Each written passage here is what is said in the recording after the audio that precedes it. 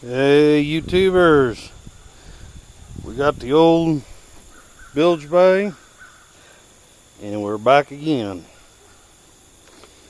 Anyway, I did not bore you by messing around with the transit, and there she is. Not bad. They did not have to cut from the back side, and as you can see, we got some fillings and some holes.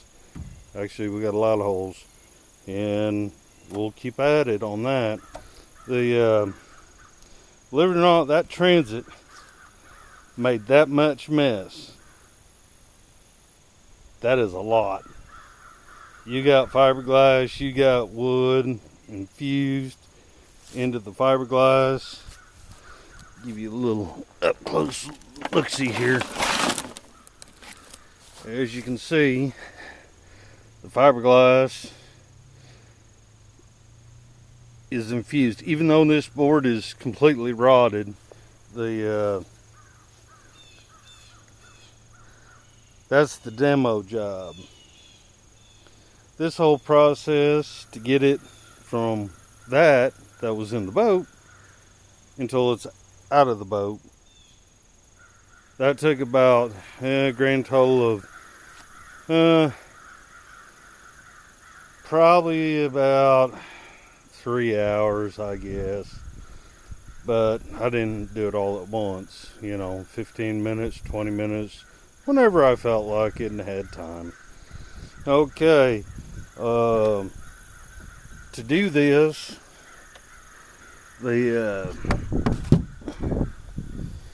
we used that dude. Yeah, I know, it's a Makita. Yep, sure enough. I burned up the other one. If you are going to do something of this nature, do not go cheap, because all this has to be cut by one of them. That is a heavy duty dude. I like this one. See if I find the number here for you. Okay, there it is. This is an XMT03, and as you can see, that blade has still got teeth on it. Okay, it took 2 blades to do everything you see right here. 2. That's it so far. So we're doing real good as far as that goes. All right, here's how you deal with a rotten transit, and the wood's garbage. Of course, this right here, I can squeeze this and my hands feel moist. All right, I did that yesterday. Getting the last, had a little problem right here with the corner. That took some time. As you can see,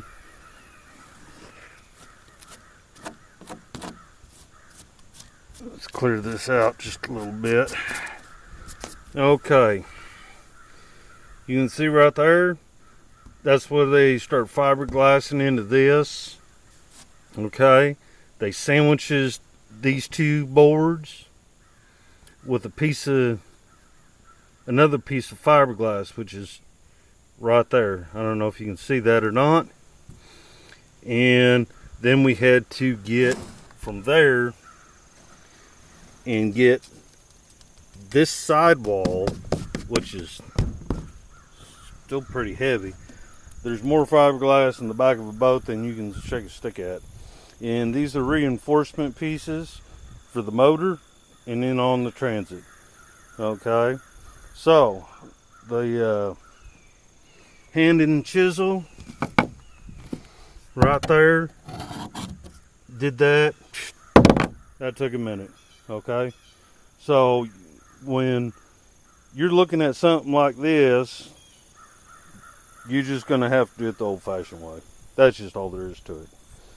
Okay, and to get the transit with the fiberglass that's stuck in the middle of it, we're using the pull and push. Okay, we're gonna use this one like this here, and you're gonna be rocking the other one right beside it. So you need two of these long bars, and it really needs to be like that. I've had these for years. They don't abuse them. The poor chisel I have, and that hammer, you need that. Anyway, the old trusty hammer ain't looking so good, but they put another grind job on the teeth right there. You see, I beat it up. All right, so this is the rawest stuff, and I kept this just to show you. I mean, it is just,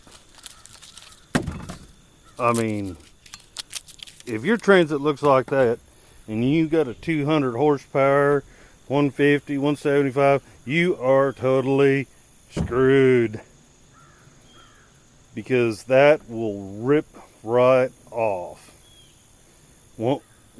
Once you hit it on the gas, you're going to put so much stress on these right here corners, okay, and your motor is going to pass you. You know, they do not run. If you know your transit's bad, do not run a boat that has bad transit. Okay?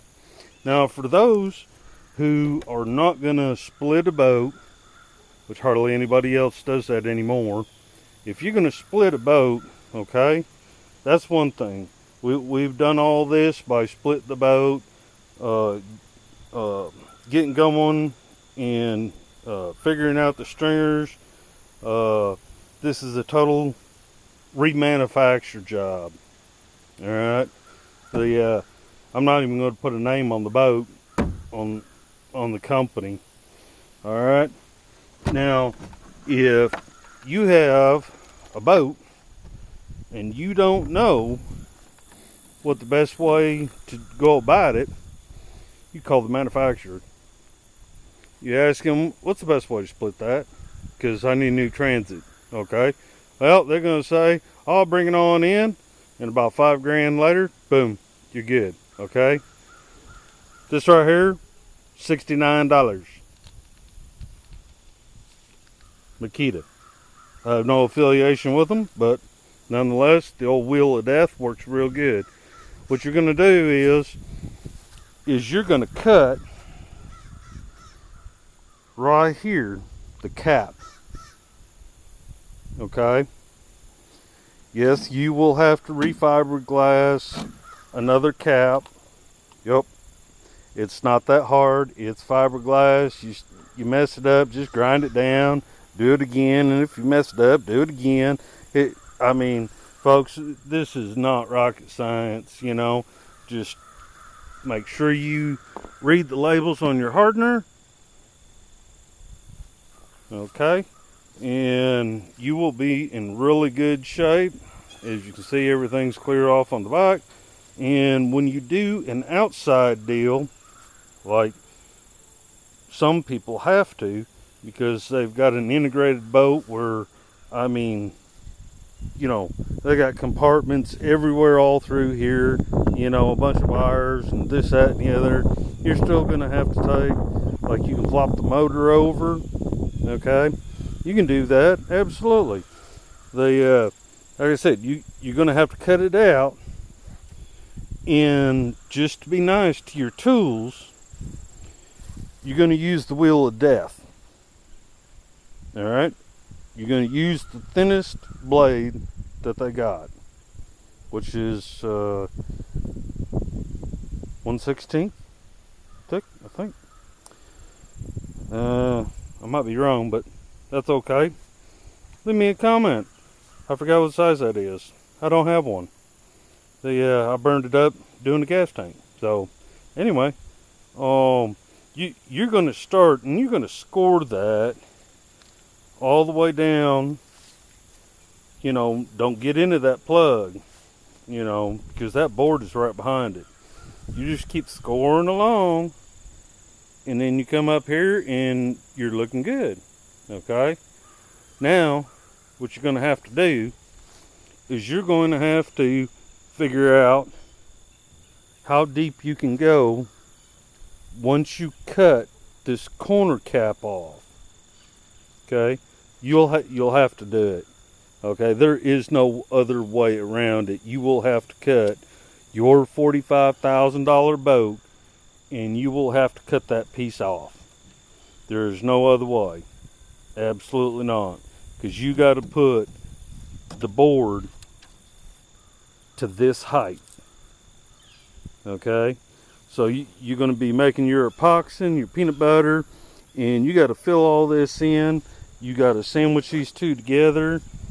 When you go to put your board in, they use marine grade or use fiber board. That would be epoxy fiber board that is all ready to go. Okay, probably the best way to do it is get out somewhere, find a level place, because this ain't that big. Okay, and you're going to put something heavy on it. So you're going to level it up underneath it and make sure it's fully supported. Then you're going to go back with your peanut butter, okay? And then you're going to put the top piece on, make sure that one fits. And that's going to be your gap. And you got to make sure you get your wood right. That means measure first, cut once. Well, you better measure 4 or 5 times. All right. And right here, you can see where the distance is, okay? Before they started putting in the fiberglass, then there's the wood again, and they tried to roll the corner, and what they did is they tried to pour glue up here. There must have been a gap or something. Anyway, you know, they didn't do a great job on the fiberglass because some of this stuff actually is loose, and some of it, like right here, is you can see the glass, the epoxy. All right, well, that's what you're going to see. Okay, and yes, all this that's a lot. I mean, they just smeared it out there. You know, you can't even see the fiberglass. They didn't mow that down, you know, and you're supposed to see something. Let me get over here. Well, this is a better view, actually. Let's take a look at this. That is perfect. That's what you want to see. You want to see your cross hatches of the material, all right, and the weave coming down. And this is what you want, all right.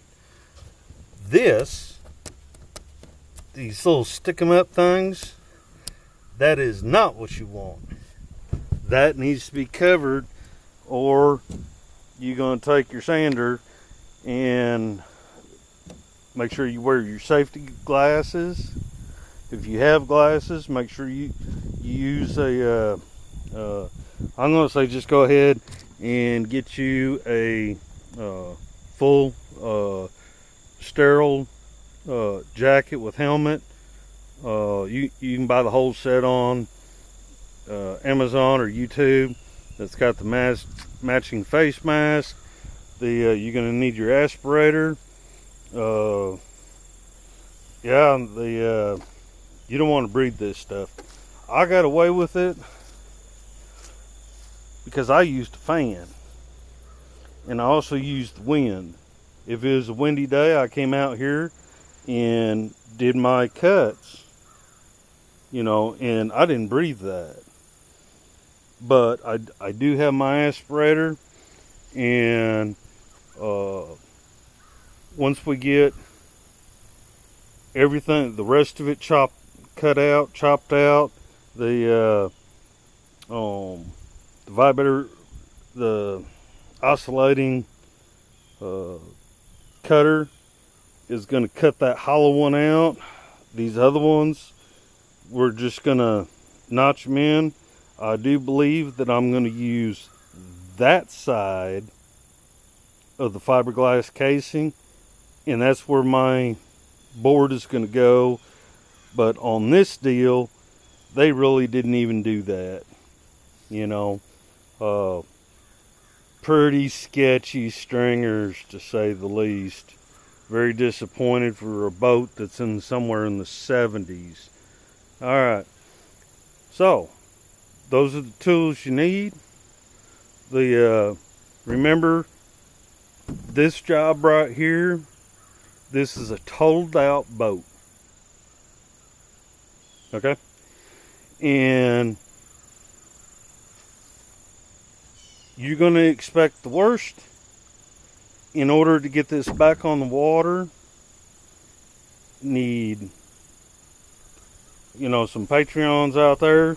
They send me a green card, a message. And we'll get some resin. We got 2 different kinds of fiberglass that I need for this, and sanding. So we're going to repair everything that should have been done right when this boat was made. Obviously, this is a cheap boat, but it still had a big motor on the back of it because that transit was thick. I believe that's 3/4 inch board. So they got a 3/4 inch, and they used a 1/2 inch board on the inside. Now, when you do the outside, this is one of the things that you got to be aware of. Was this dude right here? Now, some boats are going to have a small one, and some are going to be big. As you can see, this looks terrible. Okay? Am I going to fix that? Yes, I am going to fix that. But I'm thinking about putting twin engines on this, and I need another 61 to 63 Evinrude Seahorse non-electronic shift. So that means that one, and it's the Super. So anybody got one of them laying around, let me know, and I might be able to get somebody to come pick it up. Hopefully it's all there. I can still get parts for it, because in the early 80s they brought them back when they merged for Evinrude. It's the same motor. It's the big motor, 40 horsepower, big bore. Anyway, that's what you're going to work on. And once I get done with the chisel action, we got to clean the rest of it up. So we're going to go ahead and hit it with the old wheel of death over there. And I got the thicker one on there, and that's just going to buzz right through that. And we're going to gouge in and get all that wood in the second fiberglass layer, and we're going to make that a little more heavier than even what the factory had on there. I want about 2.5 inches on the back of that. I want to put gussets that go up to the top, because I can do that on this boat. And on this side, make a gusset and get it all the way up there to that top corner. And then when I build the bilge bay, we're going to put a mid-size gusset. But that one, I'm going to try to figure out how to take some tube, and we're going to heat her up, take her to the anvil. We're going to smash it flat, drill a hole through it, and we're going to bend it all at the same time so it can be removed.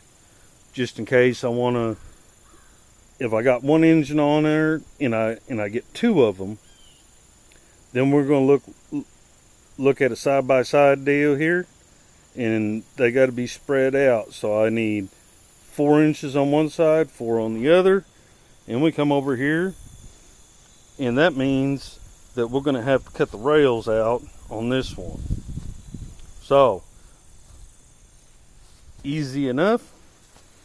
We're going to zip it all the way over there. We're going to do the same thing. We're going to zip it from that corner back. We're going to get rid of that little short bow, and we're going to zip along it. We're going to put a board on the top of this till it matches up to that corner, and this is all going to be upside down. And if you do something like that, make sure you wear all your safety gear, including your mask. Don't buy no cheap mask neither. Buy something good. They got a lot of them out there, and you're going to be in a closed area even if you get a longer boat. This is 15 and a half or 15 and 5 inches. It depends on where you measure it and who you talk to. They say to measure it from the transit to the needle on the nose of the boat. Well, it's kind of funny because if I measure this one, you can see that overlap right there. Okay, that's why that's got to come off, and I'll build a new bilge bay. And they say all the way up to the front. Okay, so we're adding all kinds of inches all over the place, and they say you're supposed to measure it from here. That's from what I understand, and that sticks out a 1/2 inch past the boat. So that's what we're up to. We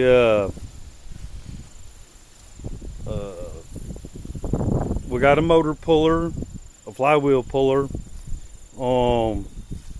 Another Patreon dropped that one off. That was pretty cool. Thank you very much. He's nameless, but he's watching, so thank you very much for that. They got the receipt just in case I break it, and he bought it at Napa. Cool. That means I can take it back. That dude's warranted for life. All right, so we're going to get into the motor. We're going to clean up all this garbaggio Frankenstein science work here, and we'll get rid of the monster, and we'll have something very sturdy, something really good. And like I said, I probably could put a 90 or a 125 on the back of this boat when I get done. Is it worth it? Well, if you want to buy a brand new motor and you want, power this, power that, holy cow, you want a 150, holy camoli, you got more money, and you need to find you a hobby, like watch my videos and just go and buy you a brand new boat. That's what you need to do, because you don't want to do this. This is something that I did because somebody said something to somebody, and they said something, and here she is. So we're just going to call this video a done deal. I decided to go ahead and take out the steering wheel. I am not happy. Nope.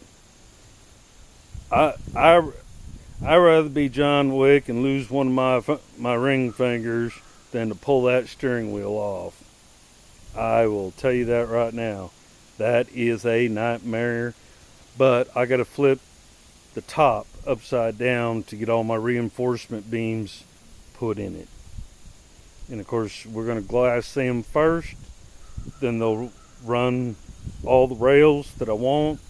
I still haven't figured out if I'm going to put twin engines on this or not.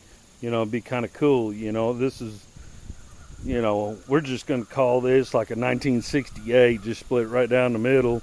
We got an old engine.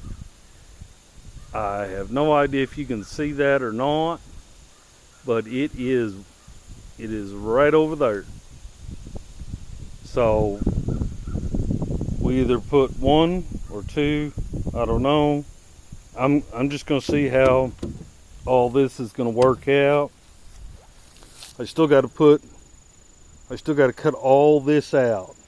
I mean, it's already starting to separate. And it needs something a little stiffer, and we're going to give her stiffer. They already drilled holes in it. It's in the metal. They did it through the fiberglass. We're going to fiberglass the whole inside with 2 more coats, and then we're going to start on figuring out how to get wood all the way around this front, and we're going to cut that all out. Like I said before, we're going to remove that, and we're going to get a better something in stainless. And I really want to put a piece of metal in here, but I think I can cut a board out of oak and fiberglass that all in and make it work. But I want it to fit that groove, and just like this one, it protrudes out, just a little bit, you know. So we got lots of fun. But this might be the last video for a while. I might go ahead and dive into the motor, and we got parts we got to get for it. It needs. I think the pickups are dead. I think the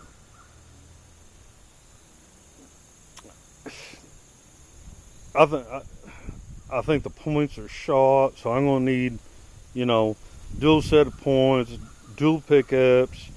You know, I think it had a major short because I saw burnt wires when I was pulling this off. So burnt wires are a bad idea, but that's what they did.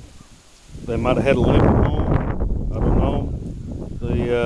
At this point, doesn't matter. We're going to fix that issue. We're going to do it right. And like I said, we'll start working on that. Anybody who's got a DeWalt orbital sander, hey, bleed blop me and send me a message. I'll give you an address, and we'll put that baby to use. You betcha. All right, this is Mad Mace 7-3, and y'all have a good day and be kind to each other.